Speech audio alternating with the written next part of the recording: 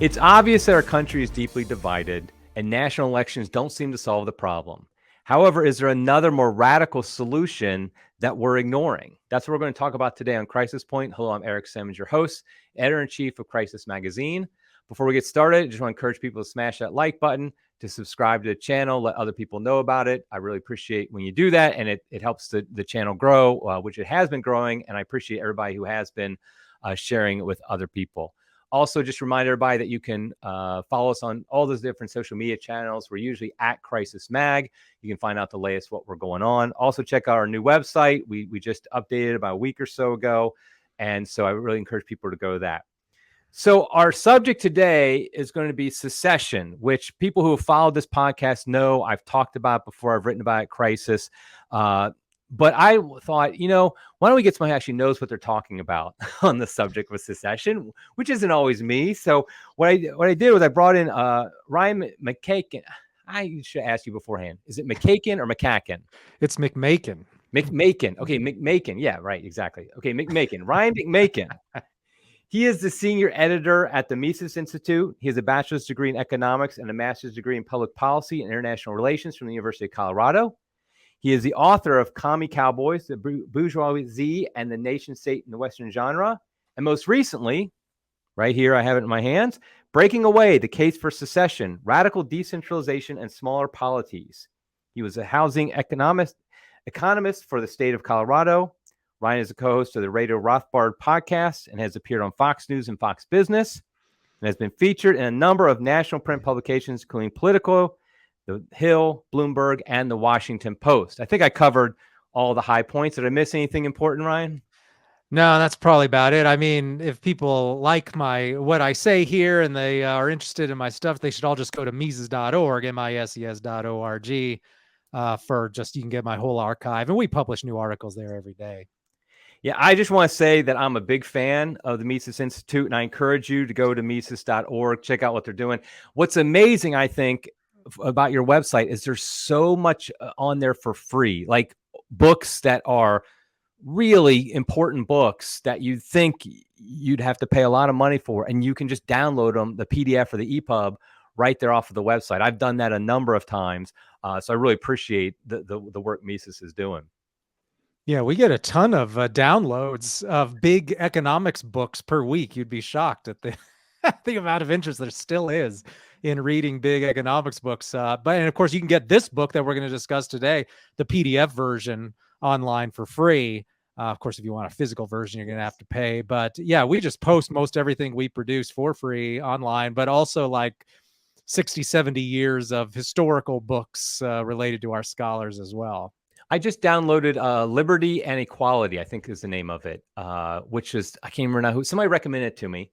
And I thought it because it had some sections on democracy and monarchy. Now I'm blanking on the name of the author. Is that Eric von Quenat-Ledeen? That's exactly who it is. Okay. That's exactly. And I was like, I need to, somebody recommended it to me. And I was like, okay, I want to check this out. And so I did a Google search thinking I'm going to have to buy it at Abe Books or something like that. And there's the free download right at the Mises. And I thought I should have gone there first. And so, yeah, I just downloaded that last week and started reading it recently. So yeah, I encourage people to go to Mises. And so you are the senior editor there. Tell us a little bit more about your background. Like, our audience is predominantly Catholic, and I'm under the understanding that you are too. Just tell us a little bit about like yourself beyond kind of the basic description I just gave. Sure. Well, I've been at the Mises Institute for, I think, 8 years now. But this is really the only job I've ever had that was in any sort of like ideological activism or anything like that. I just had regular jobs before this. I worked at the Division of Housing, which is a state office, and I was their economist, which basically just means that I did a lot of research and analysis on economic trends in the state. So when I'm not doing this more theoretical, like larger international relations sort of stuff, like in this book, I'm looking a lot at like employment numbers and home prices and a lot of stuff related to the central bank, money, inflation, that sort of stuff. And so that's a lot of what my writing is at Mises.org today. But I did a lot of that for 10 years when I was at the Division of Housing. And that was all pretty non-political, right? I was just producing stuff for policymakers to use and me avoiding any sort of policy prescriptions, right? I didn't want to encourage anyone to pass any new laws or anything that might be terrible. But it was nice just to look at those numbers for a living for so long, just to get a sense of how the economy works. And you spend enough time doing that, you get a pretty good idea of those sorts of things, kind of a gut feeling about bailouts and foreclosures and how screwed up the banking system is and all that sort of stuff. So I spent a large chunk of my professional life doing that.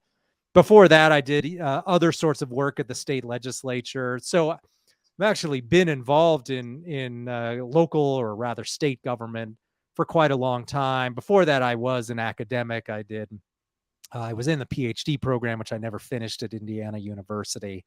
And that was a lot of that was focused on international relations. My thesis ended up being my master's thesis, which I did complete, was on the late Cold War conservative opposition to the militarization of the Cold War period. So looking a lot at the guys who were allied against the warmongers, essentially, of the Cold War period on the conservative side. So guys like Russell Kirk, who was very good on sound and restrained foreign policy, as well as you had some more libertarian leading guys like Frank Chodorov, who everybody should check out, and the so-called old right, which was a lot of these good conservatives from the 40s and 50s who never quite bought into the more aggressive foreign policy that came afterward under the Buckley wing of conservatism. And that became the dominant wing for a long time. But at the end of the Cold War, we had the return of a lot of good restrained foreign policy stuff. And I talk about that a lot in my research from the olden days. So I've spent a lot of time analyzing, right, intellectual trends in conservatism and such, even though I don't really consider myself to be one. Nevertheless, I'm perfectly happy playing nice with conservatives when we have overlapping interests. So I just have to ask, were you like the Ron Swanson from Parks and Rec when you're working for the state government? You know that character from Parks and Rec? Well, my libertarian views are never quite as cartoonish as right. Ron Swanson's, right, where you'd go to the local park and your permit was just a scrap of paper that said, I do what I want. That's right. And I didn't necessarily eat 10 pounds of bacon a day and that sort of thing. But yeah, my reputation was kind of as a Ron Swanson within the department. So yeah, there's something to that. Yeah, that's hilarious. Okay, so we want to talk about secession today because you wrote this great book about it. And what I want to do is first just talk in a general sense about it so people understand the basis for what we're defining, what we mean by secession. And then we'll talk more specifically in the American context, because that's really where most of our audience cares about. Like, what are we talking when we talk about secession as a solution to problems? I mean, that's kind of what we're talking about, is not secession just as some abstract idea, but as a solution to actual problems we're having. So let's start off. Why don't you just define the idea of secession and what it means and what it entails? So secession should really just be thought of as one form of political decentralization, right? In America, we're pretty familiar with the idea of decentralization overall, right? Most people call it federalism, but the idea that there are some levels of government where most of the action should take place, and then maybe higher levels of government, the federal government should have some things to do, but it's restrained in that way, and that you still have some sort of sovereignty then at the state level or even the local level in some cases, although the U.S. doesn't have much of that. It's pretty much a state-federal division. So Americans get the idea of decentralization overall, but what, of course, they forget is that America's past is founded on the idea of a more radical version of decentralization, which is known as secession. And so secession took place during the American Revolution, which was an attempt for these 13 sovereign states to secede from the larger empire. And the philosophy of secession is summed up pretty well in the Declaration of Independence. People have natural rights, and if the government doesn't protect those rights, then they have a right to break off and form their own political institutions more suitable to what it is that people want. Now, Jefferson, of course, was thinking in terms of universal rights, not specific to America. And he's right, of course, that if we look historically, we see secession all over the place. And if you want to see just one example of how secession is a very much a real and current thing just over the last century, we can look at the fact that the number of countries in the world nearly tripled from 1945 to now. So how did we go from about 60 countries to 180 countries? And the answer is through secession, right? And that happened through a variety of different ways throughout the 20th century. You started off with secession movements. You had the case where Norway peacefully seceded from Sweden, and they just broke off into two countries. At the end of World War I, you had more secession movements. You had Iceland break off from Denmark to create their own self-governing territory, and then went even farther and declared themselves a republic in 1944. You had Malta secede from the British Empire quite peacefully in the 1960s, and that was part of a large decentralization and secession wave that occurred after World War II, when these large empires could no longer afford to maintain the empire. So you had countries like Nigeria and other countries throughout Africa simply secede from the empire. And you had throughout West Africa, countries secede from the French Empire. And then you had another wave that came at the end of the Cold War, when you had 15 new countries formed out of the old Soviet Union, many of which are very successful today, especially in the Baltics, where they've come very, very far in terms of economic growth and development. Poland also has done pretty well since Poland was more of a de facto secession, where they freed themselves from the Warsaw Pact, which was a method of centralizing power. The Baltics actually straight up just left the Soviet Union, which they were considered just a indivisible part of. And the same with Ukraine, which voted in 1993, I believe, no, 92, to just leave the Soviet Union. They voted like 90% something to just leave. And even though that was considered the heartland of the Soviet Union at the time, and the Russians were too impoverished or messed up or in the middle of transition to do anything about it. And that's usually how secessions come about. What you get is some mother country that's become weakened, and either the people back home in the mother country don't have the political will to fight, or, as was the case in Britain at the end of the American Revolution, they just simply lost the political will to keep going. They had plenty of money and resources to do that, but the U.S. ended up seceding. So we see secession everywhere. And then, of course, if you go back even further, it's just dynamic, and there's pieces of countries breaking off of other pieces all the time in the Middle Ages, and which, of course, was a time of extreme decentralization, where you had thousands of small principalities and polities throughout Western Europe. So really, the West is born on this idea of splitting up countries into smaller pieces, maintaining very small states when large states were seen as a threat to liberty, even if it was the more imperfect medieval conception of liberty. Fine, whatever. The fact of the matter is that secession and radical decentralization is baked into the Western mind since the collapse of the Roman Empire.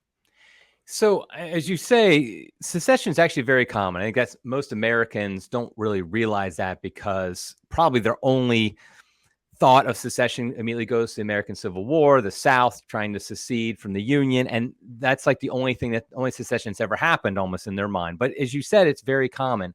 What would you say? I mean, obviously, since there's been hundreds of secessions, even in the last century, what would you say is probably the common themes among all of them, or at least most of them, like why a country actually decides to secede from another country? Since the 19th century, most of it has been motivated, I think, by just the concept of a nation. And often the idea of the new nation that's going to break off doesn't really coincide with the real nations within it. I mean, we could point to Nigeria, right, where there's many different nations contained within that country. And so the Biafrans, for example, have long wanted their own country and have not been allowed to do that because Nigeria is too centralized. But there was this idea of we are Africans, or we are Nigerians, or we are Ghanans, we are South Africans, we are Indians, and so we deserve our own country. And this has perhaps been one of the most powerful ideologies in human history that really started to rise in the late 18th century and just flowered in the 19th century. Nationalism has a lot of downsides, but there's no denying that is probably the number one motivation for the idea of secession, which is just tied to the concept of national liberation. And Murray Rothbard, who we, of course, are very fond of here at the Mises Institute, who's a 20th century economist and very much a free market guy, but also very much in favor of decentralization, called the American Revolution one of the first wars of national liberation, because he looked at how, yes, the American Revolution began as this disagreement over some specific policies, but if you look at how the rhetoric and the political realities changed over time, by the end of the war, the United States very much had embraced this idea of themselves as a separate nation. And even when the British came to them and said, "Hey, maybe we should negotiate a little bit, and we'll give you those things we refused to give you back in 1775," the Americans were already to the point where they're like, "Yeah, forget it. We got our own thing going. You people are like foreigners to us now.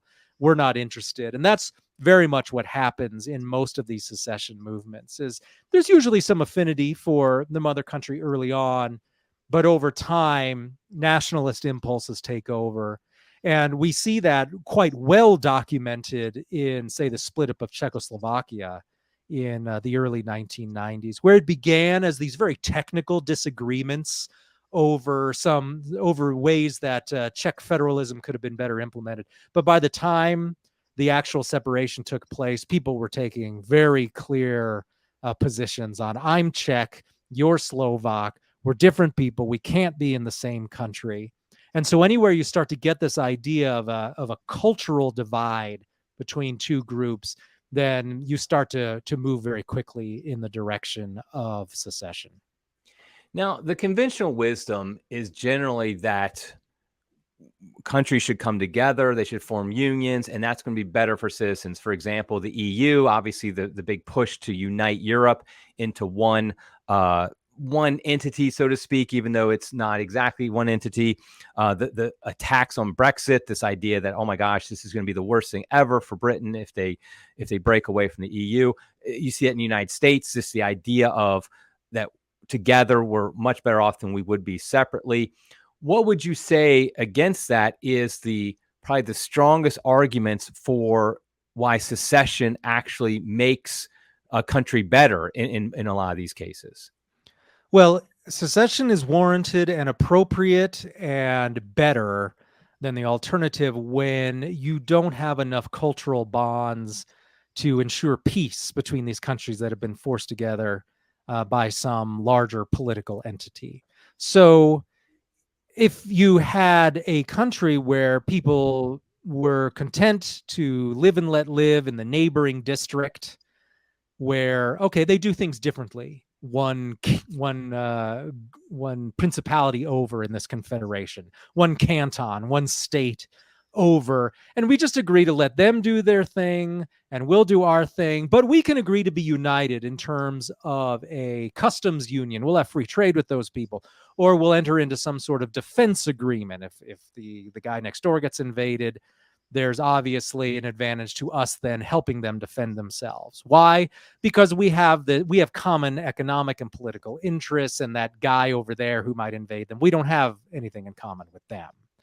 And so you can see that if the United States were run that way, if it were just free trade between the states and it were simply a defense union, we wouldn't be having these conflicts we're having now, where we're fighting over abortion and we're fighting over regulation, over tax policy, which affects some states more than other states, where there's marriage is a federal policy. All of these issues that end up dividing different groups in the country into different places. Boy, think about education policy, right? What gets funded by these federal tax dollars, which are then collected at the federal level from people in the states, and then it's all redistributed according to the central government, according to their ideas of who gets what money. So you got one part of the country exploited for the benefit of another country for things that everybody doesn't share in common in terms of their interests. So if that money was just being spent on something like military defense, that would just be completely different than if you had policy that was uniform nationwide on all these social issues. So if you did that, that would probably actually lessen the tensions. And that probably is going to end up being the reality, is if the US does really start to decentralize and locals really start to assert control over their own self determination, it probably won't get to the point of really splitting up to a full blown, boy, that's your sovereign state, this is our sovereign state. But there's going to need to be some significant decentralization in order to avoid conflict. And that's the purpose of secession, is to avoid conflict, so that people feel that we can rule ourselves and you can do your thing and there's no reason for us to fight each other. Because some countries simply get along better when they're two different countries than when they're forced to live together under a common government. So that's the real issue at hand. I think the point about the cultural cohesion is what really makes entity, a country, whatever, either stay together or not, depending on the degree of cohesion.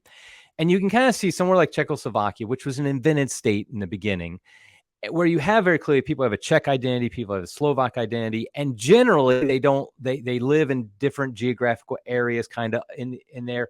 So it's very obvious, okay, this is a dumb union here. Let's just go ahead and split this up. But in the United States, we're famed to be the melting pot. And you have a situation where, for example, a blue state like Illinois is really a red state with Chicago added on to it. Because if you look at it, the vast majority of Illinois, it's going to be a red state type state. But then you have Chicago that just kind of overwhelms it. So how would you, even if we're not full-blown secession, how do you try to break up something like the United States, even, or decentralize it, when we have such a mix? It's not as clear where you have especially when you have a nationality like a like Czech or something like that. Over here, we don't really have that here. Well, there's always going to be some of that, right? Where there, even in Czechoslovakia, right, there was not just this even division. And in fact, the things considerably favored the Czechs in terms of federal property was mostly in the Czech part of the country. And so dividing all that up was actually very difficult. And they had to sort out the issue of, do you maintain your citizenship in both countries when we split up? So that would be an issue, right? Is if you consider yourself really, you're living currently in Illinois, but you consider yourself to be a Missouri sort of person. Do you maintain some sort of Missouri citizenship if, say, the country were divided along the Mississippi River or something like that? Those are all issues which always have to be divided or determined when a country divides up. But I do think that the more you moved in that direction, where there would have to be real decentralization and a real understanding that there are real cultural divides here, I think you would start to see people sort themselves more and more. I think the 20th century is probably what produced all of that mixing, because during the mid 20th century, you had this whole thing called the liberal consensus, and everybody was told that Americans all believe essentially the same thing. And there were, and essentially people who didn't have mainstream views were canceled. They weren't allowed on the evening news, right? There's all this talk today about controlled speech and all this stuff by the media. It was actually far worse in the 1960s, when it was tightly controlled as to what sort of opinions were considered acceptable and pro-American and that sort of thing. So there was this perception that the United States was basically uniform, at least certainly among the middle class and the elites.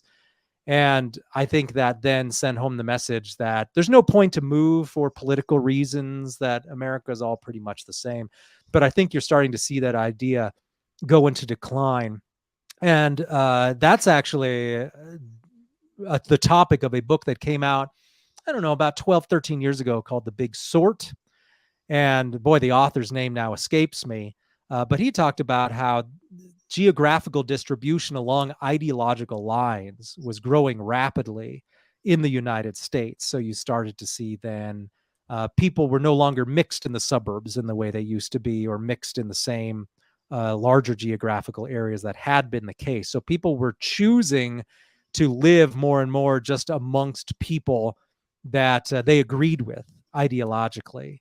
And so that's actually a trend which makes it easier then to divide up the United States into more discrete pieces, where self-determination is something that's pursued along geographic lines. Now, I think you would have to have issues where you had exclaves, where maybe you had a urban area that perhaps just simply didn't fit into a larger state that had broken off. And of course, in the modern world, there's no reason why you can't have a political confederation of some kind that's made up of a large number of, say, core cities that pursue similar interests. And I didn't put it in the book, but I had an article on Mises.org, is still there, about how the central cities should really be able to form their own states and to have their own real self-determination in that way, and that the ring of suburbs who around them in those metro areas that had very different ideological viewpoints could then have their own self-government put together in a different way. And so just the way the United States is put together is so antique that it's going to have to really be sorted out sometime or another, because if it's not sorted out in some way where you've got states like Oregon saying, well, you got a people in a few cities that think a certain way, and we're just going to tell everybody else in the rest of the state how to live. 51% live in this couple of cities, 49% live elsewhere. Well, the 51% gets to tell the 49% how to do everything. That's not a recipe for continuing to get along. That's a recipe for building a political system that's more and more based on coercion. And all these old borders that were drawn in the 19th century to fit the realities of a long ago past, it's just not going to keep working indefinitely. So we're going to have to confront that issue one way or the other. It might have to be through real radical secession, or at least through some sort of means of really allowing people self-determination that they have been denied in a way in recent decades that just doesn't fit the realities. And I think we've seen some of the big sort kind of accelerate since COVID, because, and we saw it with the last election, I think, with obviously a lot of people decided to move to Florida, some moved to Texas, because they had very different regulations and rules about COVID than other states did. And we saw in Florida, there was overwhelming win for DeSantis, and even Rubio got a lot. And then I think in Texas, it was easy wins for the Republicans, who had been a little bit better on COVID than the Democrats had been, definitely better than like a California Democrat had been. And so all of a sudden you saw it. And I wonder if, especially like in Florida, where you see DeSantis seems to want to stand up to the federal government, at least on certain things, certain indications, and people seem to support that. And that seems to be at least a first step towards a decentralization, in the sense that maybe the people of Florida will be like, yeah, we want you actually to ignore what the federal government tells you to do. And you haven't seen that before. But if you get enough people moving to Florida who say that, it might actually happen then. So I think that's part. I mean, I think it was happening before COVID, but COVID did seem like many things accelerated that process on some level. Now, when we talk about secession, I want to bring up some of the most common arguments against it. I personally think a lot of them tend to be a little knee-jerk, not really thought through, but I do understand at least why the mind would go to that.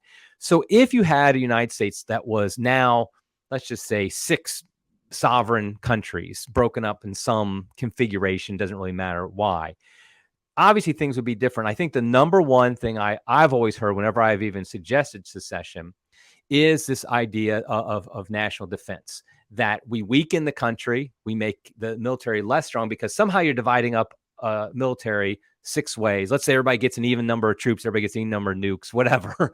But the idea, though, is now we're weaker. We're 6 weaker nations rather than 1. So what is the, like, historically with countries that have succeeded, and how would that actually work? And would it be that our national defense would get weaker and we'd open ourselves up to potentially an invasion, something like China, Russia, whoever the boogeyman is this week? Mm-hmm. Well, there are a few different issues involved there. One is that smaller countries tend to be wealthier countries.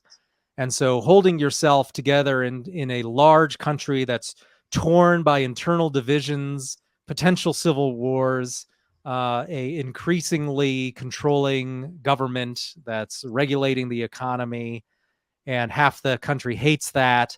that's actually an impoverishing factor, and impoverishment reduces your ability to have effective self-defense. That's probably one of the most major factors in a country's ability to defend itself and assert power. So centralization, large countries often are going down the road of impoverishment, and that doesn't help.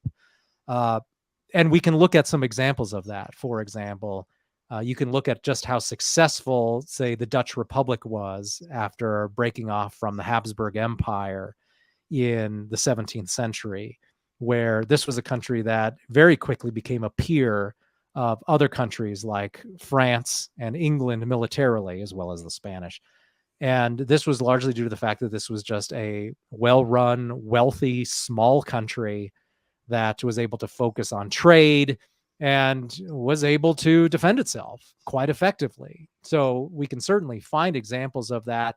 We can find examples of many small countries that are able to play the international field in such a way that they maintain both sovereignty and effective defense. The state of Israel is one such example, right? The state of Israel does not surrender its own self-determination and local governments to the United States in order to get all those sweet special favors that it gets out of Congress.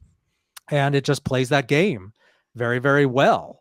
And that's just one perfect example. This is a country surrounded by a dozen hostile countries that would love to invade and shave off pieces of its territory.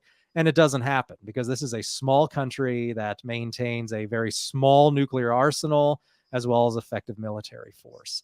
And this historically has been shown to be the case. As long as you're one of the wealthier countries surrounded by perhaps poorer countries, you're going to be fine. But then, of course, the other issue is just being able to ally with other countries. And so this idea then that breaking up the United States into, say, a half dozen functionally independent countries. So what reason do we have to believe then that these countries would find it in their best interest to invade and devastate their neighboring trade partners? There's no reason to believe that would happen any more than the United States would be interested in bombing Canadian cities in order to somehow bring Canada to heel. The United States and Canada have been at peace since 1815, and by extension, at peace with the United Kingdom since 1815, because, of course, Canada didn't really get its own foreign policy until the 1930s. And so here were two countries with a common language and which competed for a lot of the same resources and had many reasons to disagree on things, but have not come to blows for more than 200 years. So you have to think, well, why is that? Well, common language goes a long way. As well as a commitment to just basic, what we would call classical liberalism. Now, of course, neither the United States nor the UK are hardcore classical liberal countries in that sense, but they're certainly more so than most countries in the world in the fact that both these countries value trade and open economies and those sorts of things that we find to be valuable and enlightened in terms of international relations. And the fact is, both the US and the UK, Canada, most of Western Europe nowadays are committed to those sorts of things. And what we see is that all those countries get along quite well. So if you're telling me that the Confederation of New England is now going to plead and beg in Beijing for the People's Republic of China to launch an invasion of Tampa Bay to somehow teach those Floridians a lesson, there's no precedent for anything like that happening. Cultural bonds go a long way. And there's no reason to believe the United States would not continue to be an important cultural bloc where these countries got along with each other, where they saw the benefits of free trade, and where they saw the benefits of working together in terms of mutual defense, just like the US and Latin America works together on mutual defense and works together with Canada on mutual defense. I mean, these are just important issues that people recognize. It's important to enter into bonds with countries that have deep cultural ties with your own. China doesn't have any of that with the US. Certainly not India, certainly not Russia. And back to the issue of wealth, it's very important to note that when comparing the war-making capability of the United States to China, the United States is still just far, far ahead. So much so that you could I do an analysis of this in the book, where let's just start off by breaking the US into two pieces, where each of those two pieces would still be wealthier and have greater war making capability than China. The fact that China has larger GDP overall is not actually an indication of its war making capability. Just as important, and you have to then take into account, is per capita GDP. And so I look at some research done by a great international relations scholar named Michael Beckley, and he says the real calculation you need to do is you basically have to multiply GDP by per capita GDP. And once you do this math, so you work out this formula, what you find is that's a much better predictor of war making capability than if you just look at, oh, China has a huge GDP. It's slightly larger than the US. So I guess they can build more tanks and all of that stuff. The reality is that China has 1 billion people. So having a large GDP, that has to be offset by the fact that they have to feed 1 billion people. They have to house 1 billion people. When you have the same size GDP for a small fraction of that, as the case of the United States, your surplus war-making capability is much, much larger. So even a piece of the United States would still be one of the most wealthy, capable countries in terms of international power in the world. And so it's kind of beside the point when you're trying to claim that the United States must remain united at all costs, or China will immediately invade and take over the United States. So there's the demographic realities don't point to that. China is already showing declines demographically.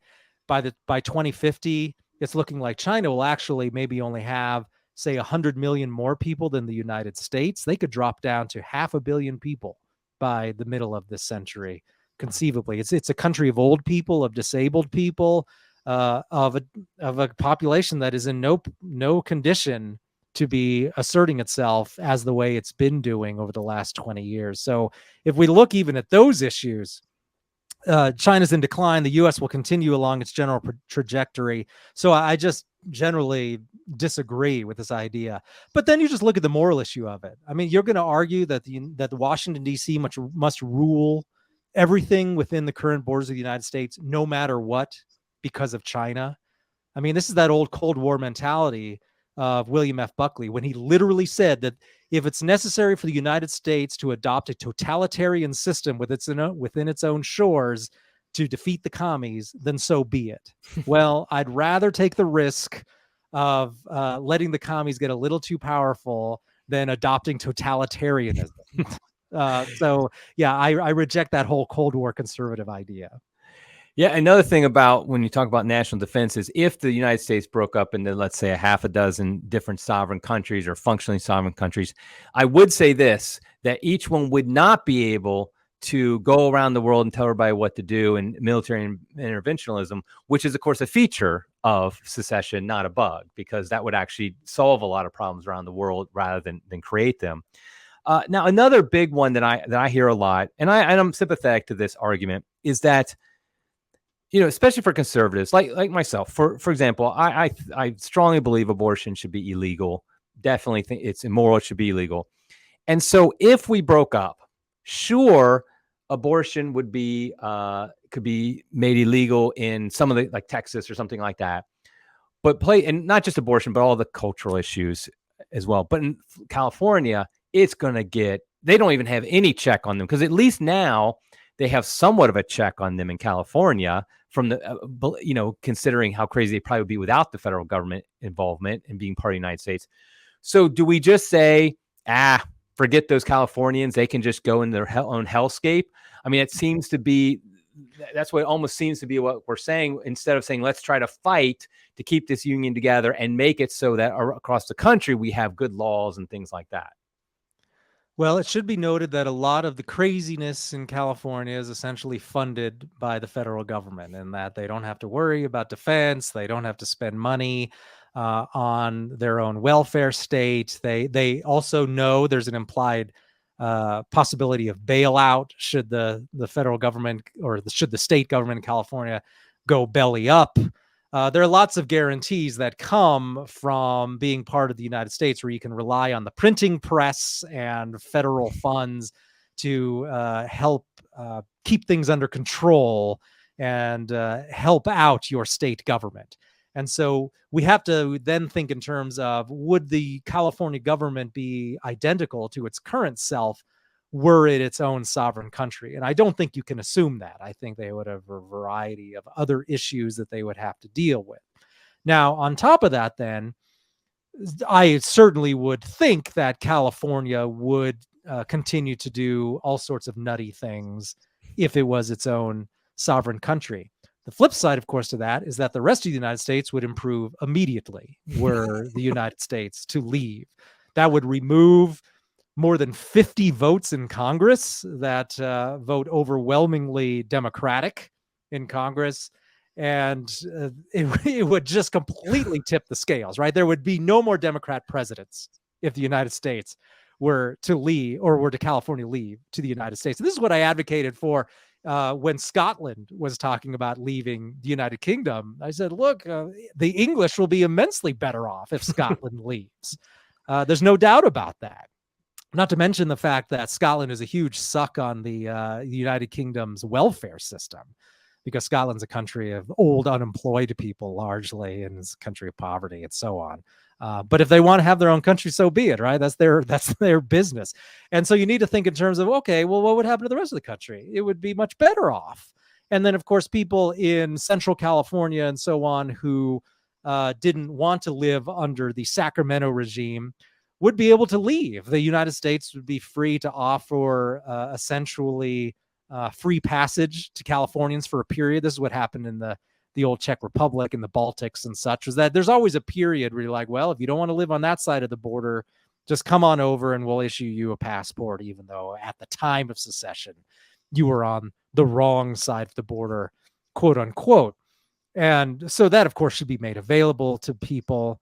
And an additional answer to that is just the fact that the answer to some secession is more secession, right? There's no reason why California, if it were to break off, why the coastal lands should get to rule the inner cities, or by which I mean cities in the inner inner part of the state, indefinitely. So you could certainly then break up California itself into smaller pieces. And the fact is, would the new Sacramento government be willing to fight a war to keep the Joaquin Valley from joining Nevada, for example? Would they even have the ability? Would they have the money? They wouldn't be able to print money the way the United States can, because the new California currency wouldn't have global reserve status the way the dollar has. So it would be very much more limited in terms of its spending ability and war-making ability. And you need to think of that in terms of its ability to consolidate power. So all these issues are important.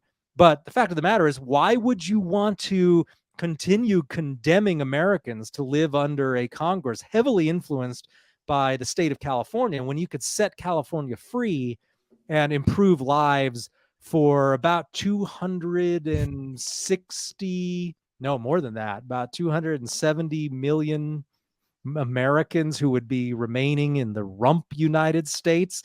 I'll take the side of the almost 300 million people against that couple of million people stuck in California who can just leave and come join us in the now vastly improved rest of the United States. I like that idea of how just saying that America's just much better off without California. I mean, just essentially that's it. Now, one thing I wanted to bring up was in Catholic social teaching, there's this idea of solidarity, and then there's subsidiarity. And obviously secession tends to at least look like it's going towards subsidiarity. How would you say secession is compatible with the kind of the balance of those two ideas of solidarity and subsidiarity? Well, by engaging in secession, you're actually improving your chances of solidarity within these areas that now have self-determination. And I think you can see this a lot in the fact that smaller countries tend to have much higher levels of public trust, that people trust their institutions more, that people believe that they have a real say in how their institutions function. And you can just think about how the average Finlandian, whatever they call themselves, would regard their local legislature, right? There's 5 million people in that country. You're living amongst all of your neighbors, amongst the people who run that country. In Norway, you could run into the king on the street. In Oslo, just the idea of the ruling class is so different in a small country, and where you have so much more in common in terms of geographical needs and commonalities and language, that the ideas of solidarity in a small country are much more better developed than they are in this large country, where people very easily could view someone of a different social class 1,000 miles away as really quite opposed to whatever their interests are for their family. And for example, I mean, am I really supposed to believe that an atheist in Massachusetts who hates my way of life has any feeling of solidarity toward me?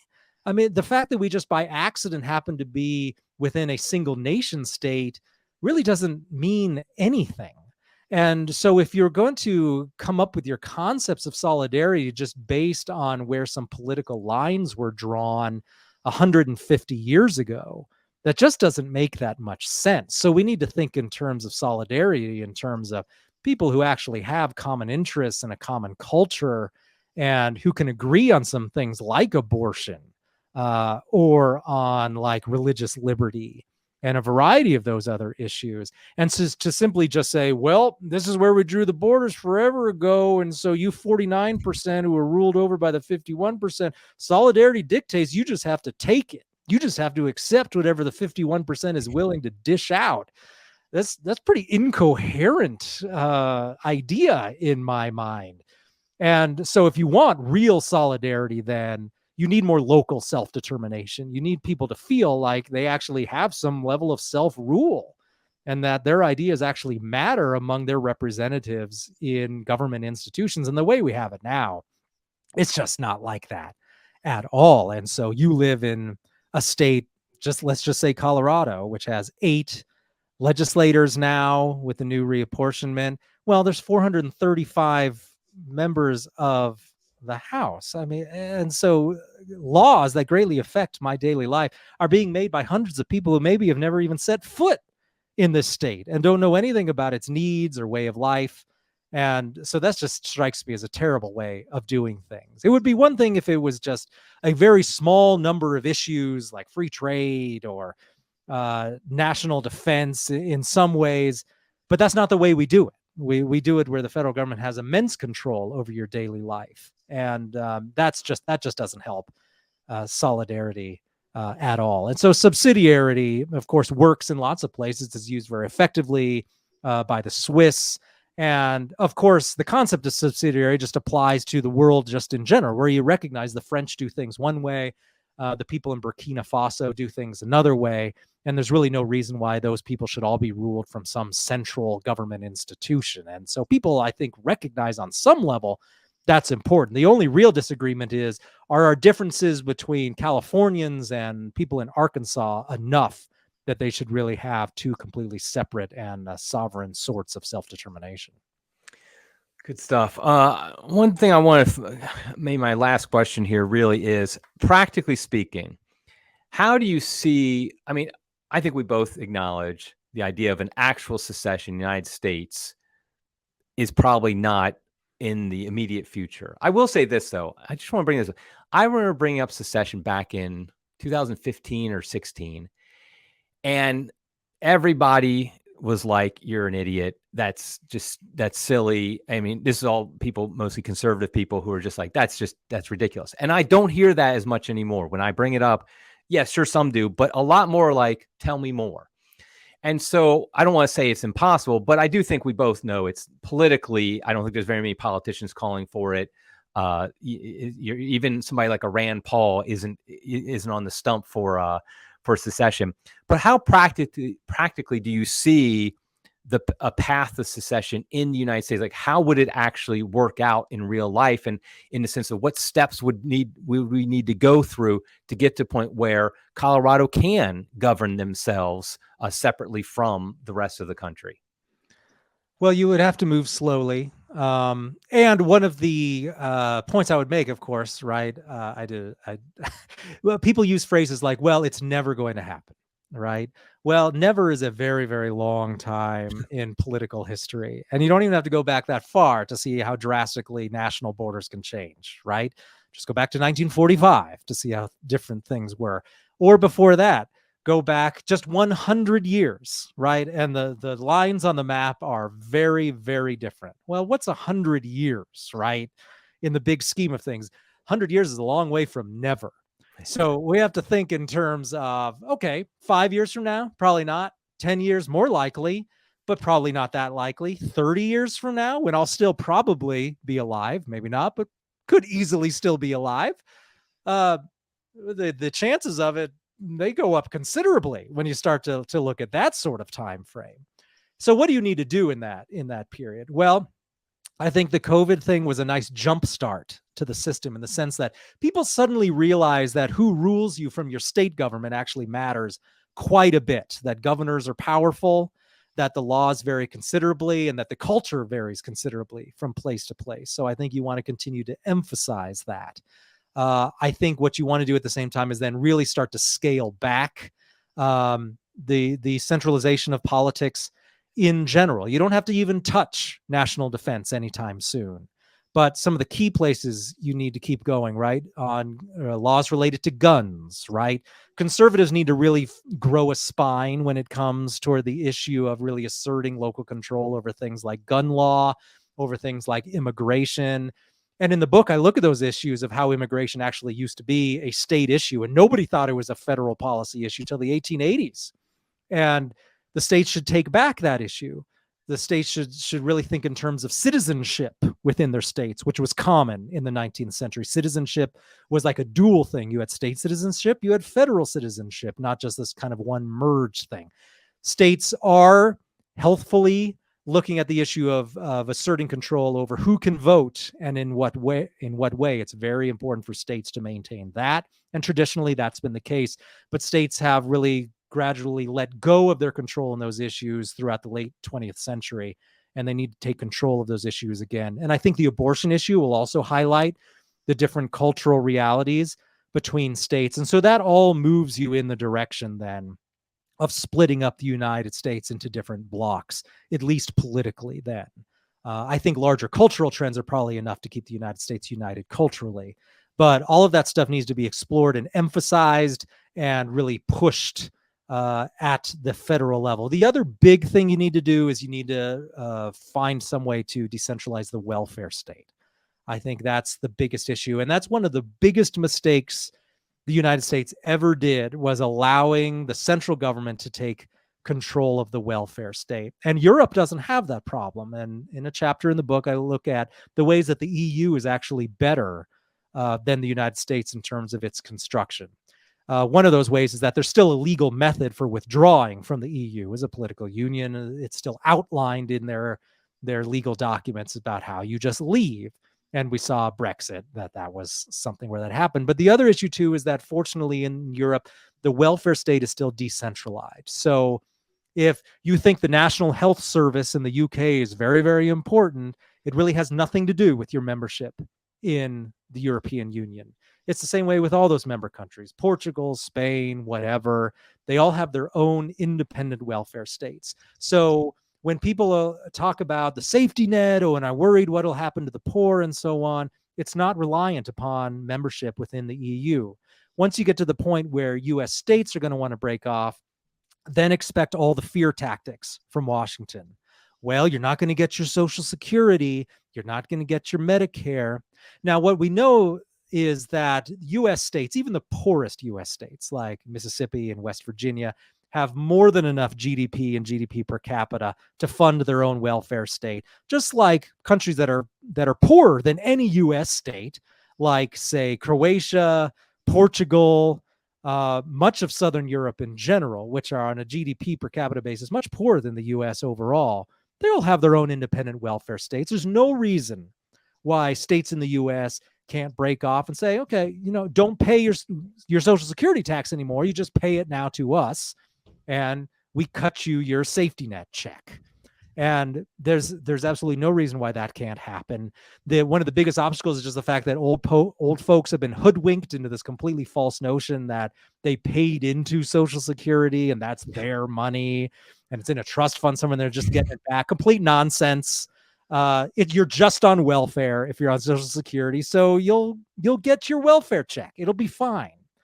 You're just going to get it from, if you're in Colorado, you're going to get that check from Denver instead of Washington, D.C.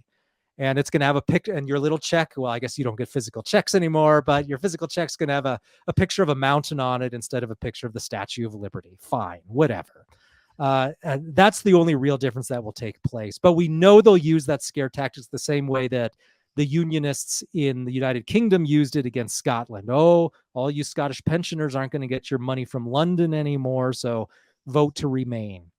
But the reality is that these countries they're not dirt poor developing world countries. Even as their own pieces, these are still would still be Western countries with the ability to fund their own welfare state. But you've got to start moving in that direction of decentralizing that so that the fear tactics are less effective.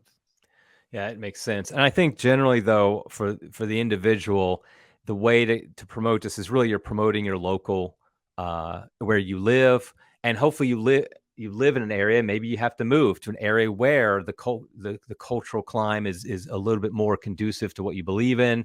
I know a lot of Catholics who have moved over the past number of years because, I mean, just for example, they wanted to go to a community that had traditional Latin Mass, and they wanted to go where maybe the bishops are a little bit more understanding, where the local governments are better about COVID policies, all that stuff. And so I do think, like you said, we're seeing this natural grouping together, and that's what I think then eventually could lead to people saying, I don't really have to listen to Washington on this. We can take care of ourselves and we'll be fine. So, but like you said, it could be a slow process, but I always feel like these things, it's like they're slow and then they're all of a sudden. It's like you don't really see them coming. You're kind of like talk about them. It's like then all of a sudden overnight, something big happens. And I mean, COVID obviously accelerated it. And so I wouldn't be surprised if going forward, it happens again. Okay, so I want to wrap it up here. I just want to encourage everybody to buy the book, Breaking Away, The Case for Secession, Radical Decentralization, and Smaller Polities. I'll have a link to it in the show notes. You can get right from Mises.org, but I'll make sure I link to it so people know. What else do you want to tell us about, Ryan, that you guys are doing at Mises that people should know about? Well, I think the issue that's going to be important for people coming up are issues related to inflation, unemployment, economic business cycles. And that's a big part of what we do. Really, the major part is business cycle studies, looking at the issue of where are we in the boom bust cycle right now? What should you be expecting from the central bank, from the Federal Reserve in terms of money printing? How bad will inflation be? What can we expect from policymakers? We spend a lot of time on that, and we generally tend to get more traffic when the economy tanks, and it's because people are looking for better answers than what they're just getting from the conventional, usual economists who are always claiming everything's just fine and you can print $6 trillion and there won't be any downside to that. And so we offer, I think, a much better explanation of how economies work. And so we're mostly an economic research institute. So if you're interested in that sort of thing, you definitely want to come to Mises.org. Yeah, it's kind of like why Ron Paul got hit so big in 2008, because everything he'd been saying hadn't yet happened. And then it did happen in 2008. And they're like, well, hey, this guy actually knows what he's talking about. Maybe we should listen to him. And so I think same thing with Mises, what you guys are doing, that now that inflation is a reality in people's lives, it's something like, oh, let's find out actually how this happens. So, okay, so I encourage everybody to go to Mises.org. Again, the book, Breaking Away, The Case for Secession, Radical Decentralization, and Smaller Polities. I loved it. I got it. And I mean, this is an interesting case. A lot of people I interview on this, the publisher sends me the book. I get it for free. I read it. I like it. I interview them. But this one I bought myself, and I reached out to Ryan because I was like, oh, I love this. And I think we should talk about this. So I think it's only $12 also, so it won't break your bank. That's right. It's only $12. I'm interviewing a guy next month, and his book's like $50. So this definitely is a bargain. And if you really can't handle even that, like you said, the Mises.org website, you can actually download the PDF for free. So, but I highly recommend it. Well, thanks so much, Ryan. I appreciate you being on the podcast and talking about this important subject. And good luck with all the work you're doing. Thank you, Eric. Okay, everybody. Until next time.